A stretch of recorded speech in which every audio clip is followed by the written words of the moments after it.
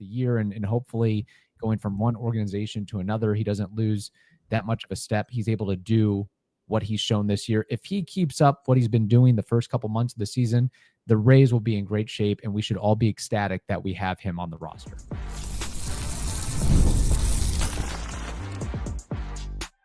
You are Locked On Rays, your daily Tampa Bay Rays podcast. Part of the Locked On Podcast Network, your team every day.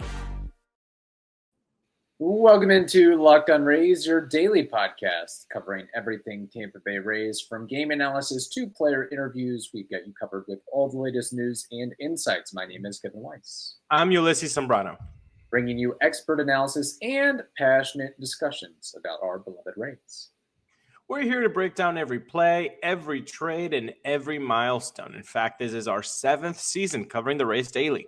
So grab your favorite Rays gear and settle in as we discuss the Rays making some switcheroos with their catching positions, hopefully elevating the team offensively at that spot. Also, the Rays doing work against the Twins, but they have a tough test in Houston with a 4-game set. We'll break down the impact of that. And then to close the show and close the week, we have, of course, baseball trivia and Name That War.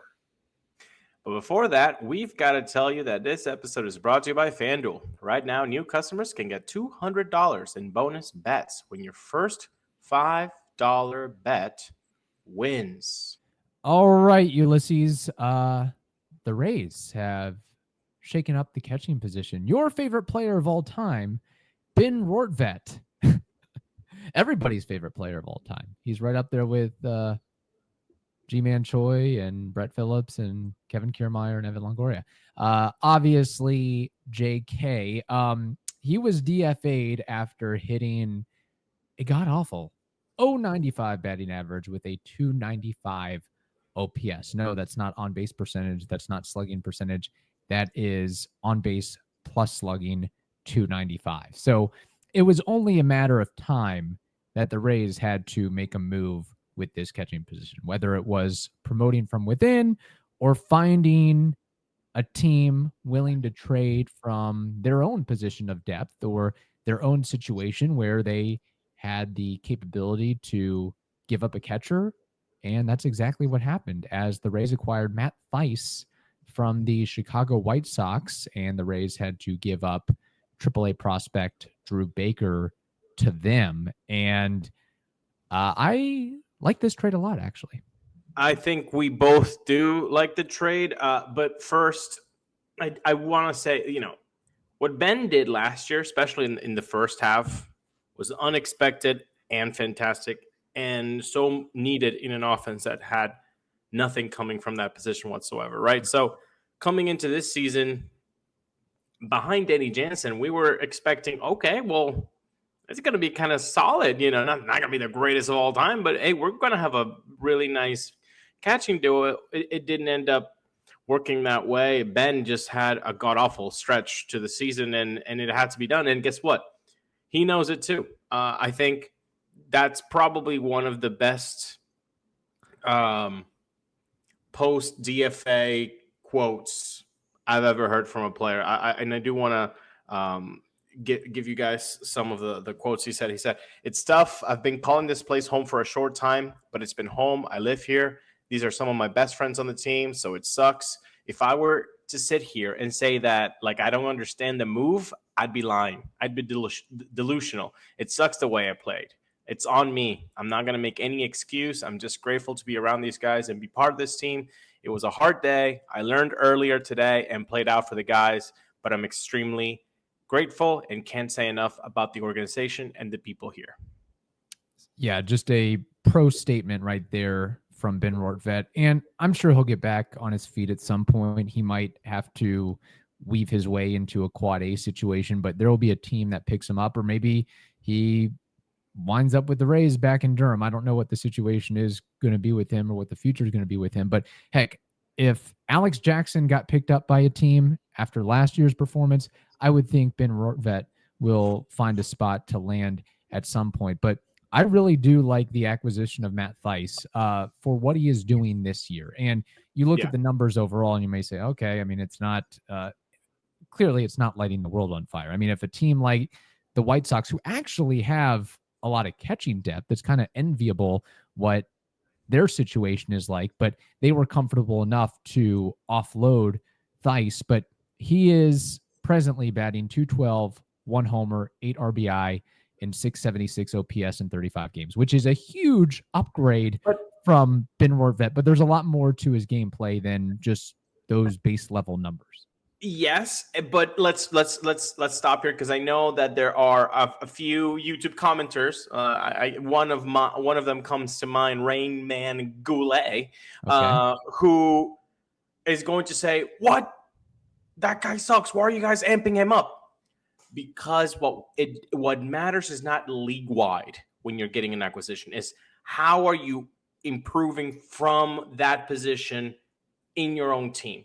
But what I mean by that is, you take Ben Rortvedt out. What was Ben Rortvedt doing? Oh, a 95 average. A 95 average, people. That's 0.095, okay? Now you're bringing a guy who's hitting 212. 212 might not be great, but look at the disparity. Look at that huge abyss in production in a good way that now you're adding on to the lineup. The OPS.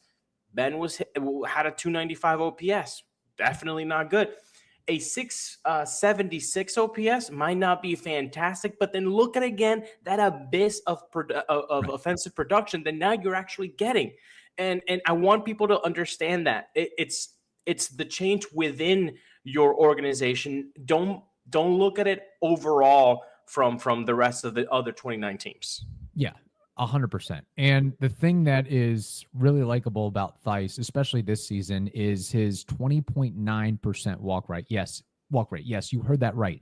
20.9%, which is or one of the highest of all major leaguers with at least 100 plate appearances. So to put it in context, he actually has a higher walk rate than strikeout rate presently, and that converts to a 382 on base percentage. So at that point, I really don't even care about the average. I just like the fact that he's getting on base at a 380 clip. Now, is that sustainable? I don't know. It's certainly something where he may have changed his approach in the offseason. I'll tell you what, looking at some clips and highlights of his, he knows how to take a walk. He knows how to take a pitch. He knows not to chase at certain pitches if he feels like he can't do anything with it. In fact, he is probably, the umps have maybe hurt him in some shape or fashion where a pitch that should be a ball was called a strike and he was called out on strike. So his numbers might even be better. And we're looking at the overall numbers with that average and that OPS. I haven't dug that deep into it, but he may be, much more consistent and effective against righties, which is probably where, he's going to get some more playing time and tandeming with Danny Jansen. But I also like the idea in the thought that he can throw base runners out. There was a game earlier this month, actually, against the Marlins when he was on the White Sox. He threw three runners out in a game. So he definitely has the talent and the capability to do that. But I think that, again, it's probably just going to be a 1-year thing. He stays on through the rest of the year and hopefully going from one organization to another, he doesn't lose that much of a step. He's able to do what he's shown this year. If he keeps up what he's been doing the first couple months of the season, the Rays will be in great shape, and we should all be ecstatic that we have him on the roster. Which splits were you asking for, against lefties or righties? Against righties, because he's a left-handed hitter. So if he's against lefties, yeah, let's not go with that that route. But against righties, and Danny Jansen, I think, is enough. Well, again, like you would expect most of his plate appearances to come against righties, but of course, Danny Jansen is being the number one guy who you're paying $8.5 million. Danny Jansen is going to see some batting against righties. But anyway, against righties, Matt's hitting 219 with a 677 OPS. So basically, every all the damage that he does is with against righties. So if that's the way that you can deploy him, perfect. Then you get an actual improvement in what you're doing. And comparing him to Ben Rortvedt on sprint speed, they're basically the same. Ben was at the 12th percentile and Matt's at 11th percentile. So you're really not losing that much running wise, but now he's going to be on base. It's a guy that's going to be on base. And he's going to wear down the pitcher, and he's not going to be an automatic out. And Exactly. It only took you Drew Baker, who, if we're being frank, he's like a poor man's Chandler Simpson. He might have a little bit more power than Chandler Simpson, but based on all of the outfielders that we have, many of them injured right now, I really didn't see a platform or an angle where Drew Baker is a part of the Rays, long-term plans or future. To me, that is a guy that you can comfortably give up, especially if you're trying to win now and compete this season, because you are, and I'll just be frank, I don't think you're making the playoffs if Ben Rortvedt continues to perform like he is, and he would stay on the roster for the entirety of the year. Especially if something happens with Danny Jansen. If he goes down for a spell, you're really in a tough pickle there. Which Danny Jansen has gotten hurt multiple times throughout his season, throughout his major league career. So that is something that you need to take into consideration. Hey, the backup guy might not be the most important role in a 26-man roster, but it is important. I want to say that because sometimes people are like, you're not losing games because you're a backup catcher. Yeah, that doesn't mean that he has to hit 95 with a 200 OPS either. Okay, like it might not be the most important, but let's pick it up. And that was the same argument last year. Oh, Alex Jackson, you're not losing because of Alex Jackson. No, but that doesn't negate the fact that you need to improve in that area.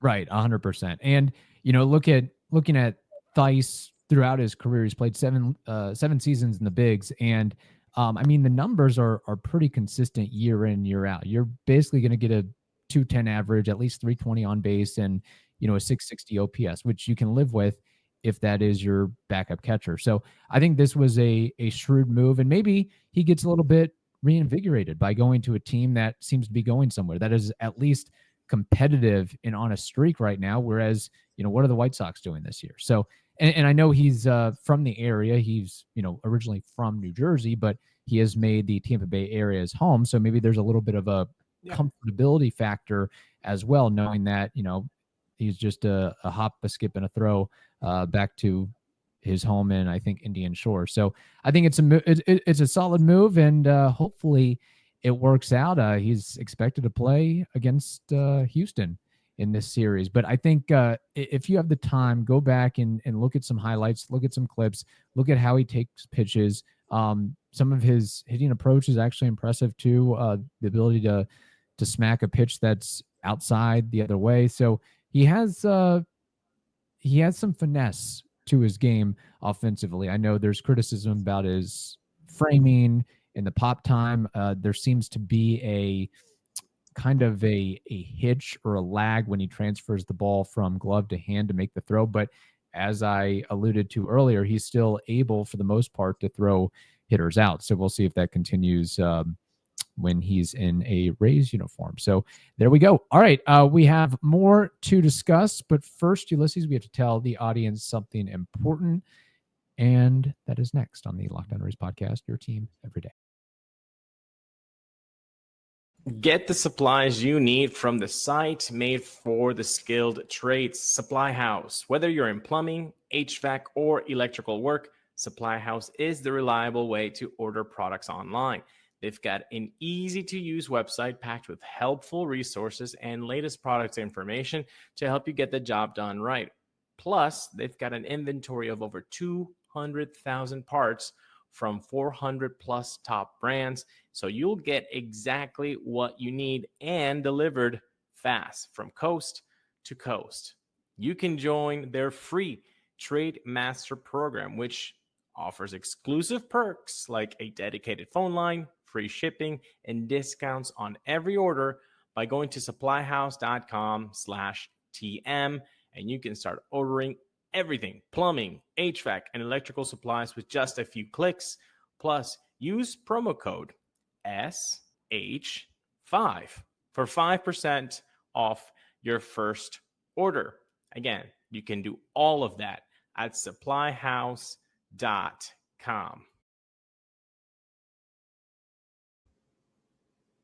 All right, Ulises. So the Rays coming off winning 2 of 3 against the Minnesota Twins. We were lucky enough to be there for one of the two wins, the 7-2 variety. And then the bookend game, the Rays shut out the Twins 5-0 to a home run by Junior Caminero, a home run by Brandon Lau, and some superb pitching again by Drew Rasmussen. I believe that is his third scoreless outing in a row with at least 6 innings. So Raz is the man. We will not see him in this series against the Houston Astros, a 4-game set. We will see Shane Baz versus Ryan Gusto, Ryan Pepio versus Framber Valdez, Zach Littell versus Colton Gordon, and Taj Bradley versus Hunter Brown. I know the Rays had done some damage against Hunter Brown in the last matchup between these two teams. We'll see if that keeps up again. But the elephant in the room here is the fact that the Astros are a good team at 30-25. The Rays are on the road, and out of 4 of these games, the Rays will see 2 lefty starters. So I am just pleading, begging, imploring our Tampa Bay team to split the series. I think that's a kind enough ask. Split, and it's a victory. Split, and it's a victory, because one of those lefties is Framber Valdez. So even if you didn't have the bad splits, it's still Framber. So you're going to have a tough time. I know that Colton hasn't had the greatest of times yet in 2025, but again, the Rays just haven't had good luck with lefties. So you have to be a little bit weary there. And it's not like the Rays pummel bad lefties. It's been a just bad time against all lefties. The Rays do not care if you're good or bad. If you're a lefty, they're going to have a bad time. So hopefully that they can at least get that split. But I will say it's kind of funny that you play now in this schedule that you play all other 29 other teams, and the 7 games that you have against, in this case, the Houston Astros, is gone in 10 days. Yeah. It's kind of crazy. I don't like it. I like where the series are spread out a little bit more, and you can see the dynamics of the teams change, and you can see the evolution. Different players. I don't want to see the same dudes that we just saw 10 days ago all the time. Yeah, it's kind of boring. Now, I will note one difference between the last matchup against the Astros and this present matchup against the Astros is we are very likely to see DH extraordinaire Yordan Alvarez in the Astros lineup. I think for the past month or so, he's been dealing with hand inflammation. So when he comes back, who knows if he has all the power that he usually does or how effective he'll be at the plate. But at the very least, it's a guy that you probably have to circle on the lineup in addition to Jose Altuve and our boy Isaac Paredes. But Yordan Alvarez might be the best of the bunch as far as pure offensive capability because, for the last essentially half dozen years, I think he's been an automatic 30 home run, at least 30 home run, at least 90 RBI, and basically a 300 average who can do damage against both lefties and righties. But what's interesting is even in his absence for the past month or so, the Astros have been one of the better offensive teams in baseball, ranking first in the major leagues in batting average, tied for 5th in OPS, and 10th in runs scored during the month of May. So the Rays will certainly have their hands full, and it'll be a good barometer to see where they're at and to see if this stretch of, 7 wins in 8 games? 7 and 8, man. That can continue. I really hope we don't go through another ebb and flow up and down stretch where, you lose 3 or 4 or, oh my God, they get swept, something like that, and you feel like you're back to square one. You're one game over 500. Let's try to maintain that or build on that just a tad here and there. And maybe you don't do it against the Astros, but you should and could do it against the Marlins. No, well, that's the thing. That's why the split is very important. You keep that good momentum. And this is the time of the season where now that you had a horrible stretch, and by horrible 5-6 games under 500, now that you are there, don't look back. Who are you as a team?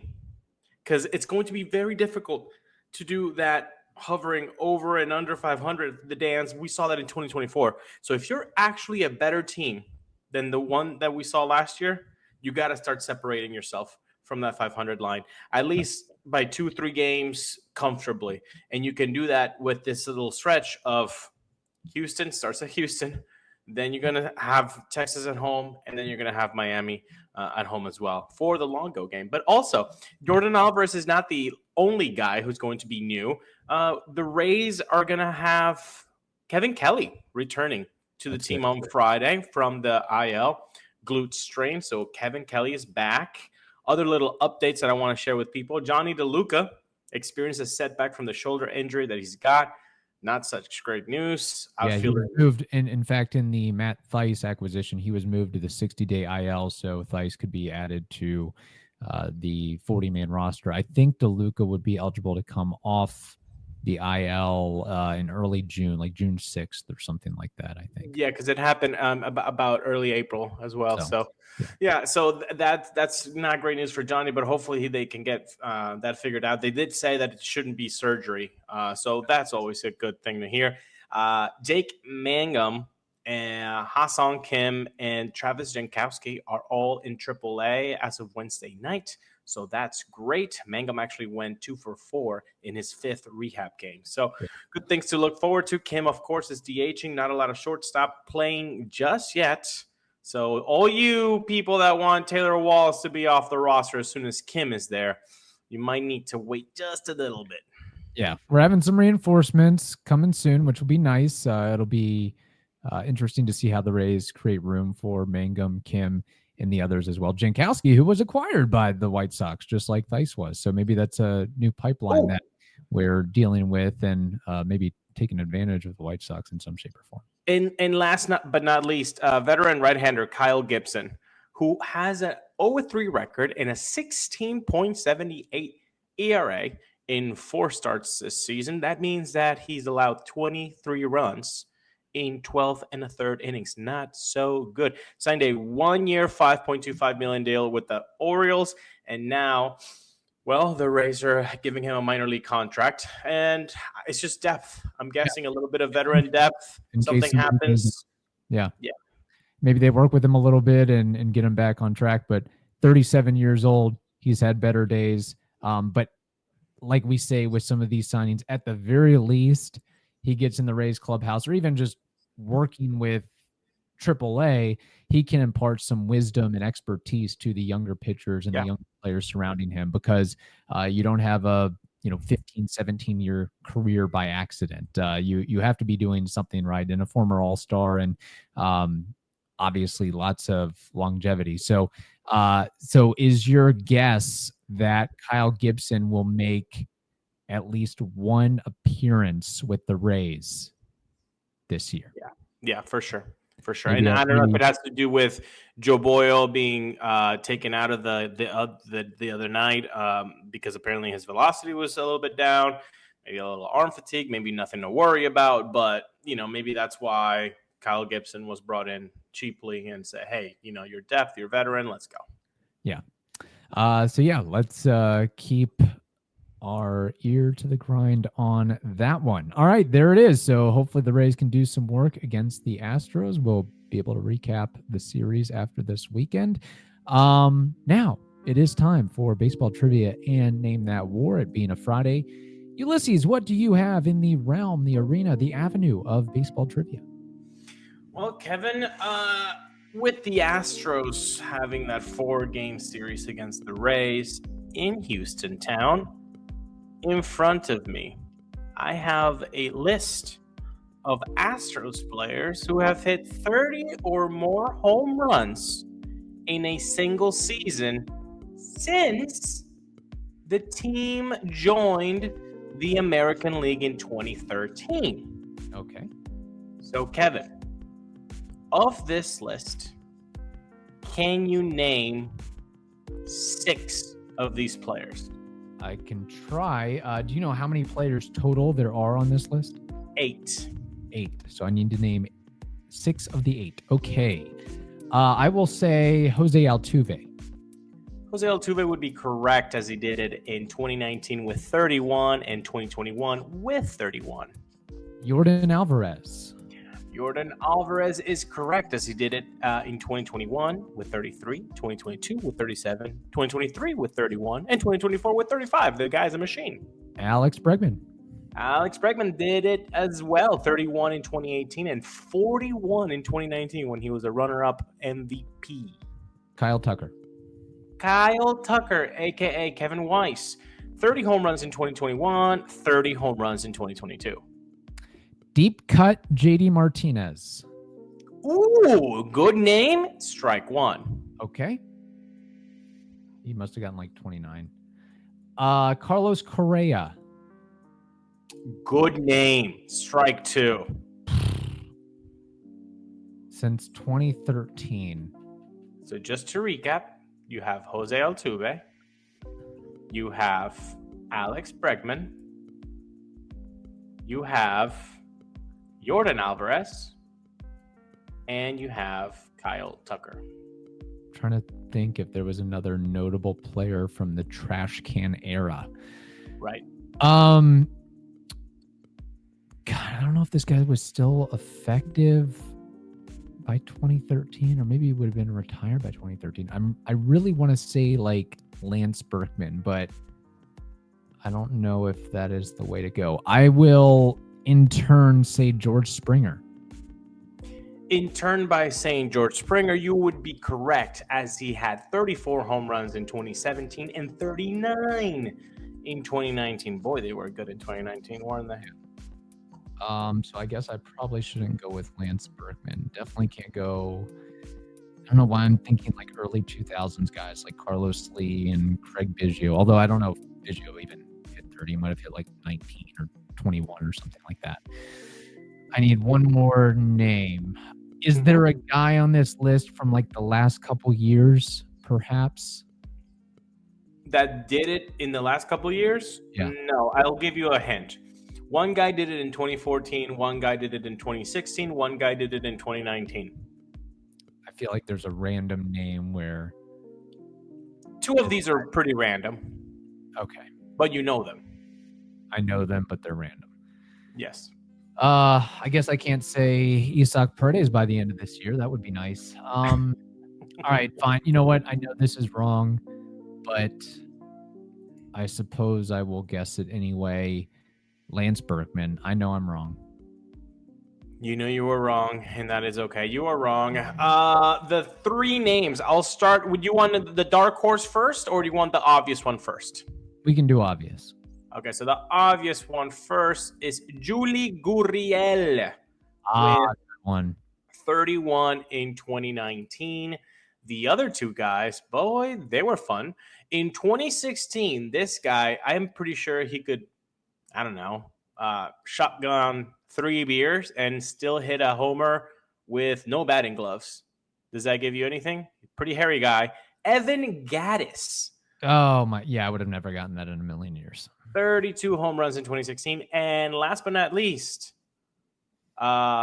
he's not a coach because that was Samuel L. Jackson and Coach Carter. This guy is Chris Carter with 37 home runs in 2014. The only one I would have had a shot at getting was Yuli Gurriel. And even then, I didn't even recall him having like 30 home run potential. Maybe I was thinking more like 24 to 28, something like that. But good list. I enjoyed it. If you were listening along, try to play along. That's part of the fun is while I'm guessing, you guess on your lonesome. All right.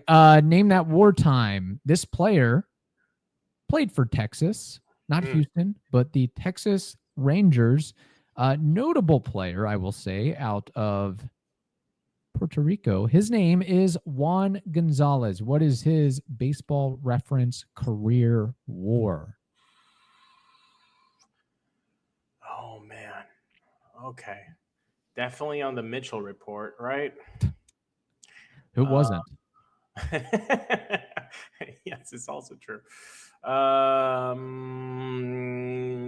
Okay. Let's think about this. I don't recall Juan being known as a glove guy. All right. But back then, those guys that used to do those things were pretty athletic as well. But I'm not going to give him too much. that way. I think he played around 12 to 15 years. And I'm thinking like 4 years. He was like a 4-WAR player. So that's 16.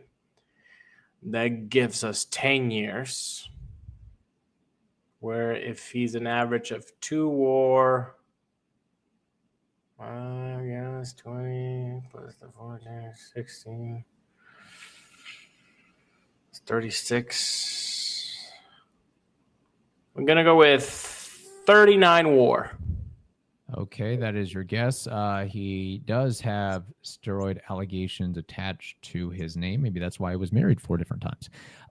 Juan Gonzalez, a 2-time MVP, a home run derby champ, 6-time Silver Slugger, 3-time All-Star, played 17 years in the bigs, 13 with the Rangers, 2 with Cleveland, 1 with Detroit, and 1 with Kansas City. He hit 40-plus homers, 4 different seasons. Okay. Has a career OPS plus of 132, 904 career OPS, 561 career slug, 343 career on-base percentage, 295 career batting average, 1,404 RBIs, and an impressive, even with buoyed by steroids, 434 home runs. His career WAR is 38.7. Very good. Very impressive. Congratulations, sir. I bleeping killed it. Yes, you did. On the money. That's fantastic. I'm really happy about that. I needed that to close out the episode. Nice. Yep. All right. We hope you all enjoyed. Thank you for listening. We appreciate it. And in the meantime, for your second listen, check out the all-new Locked On MLB Game Night. Every game, every night, all season long. You can get local analysis on a national scale. Find MLB Game Night on Locked On MLB on the YouTubes or wherever you listen to those podcasts.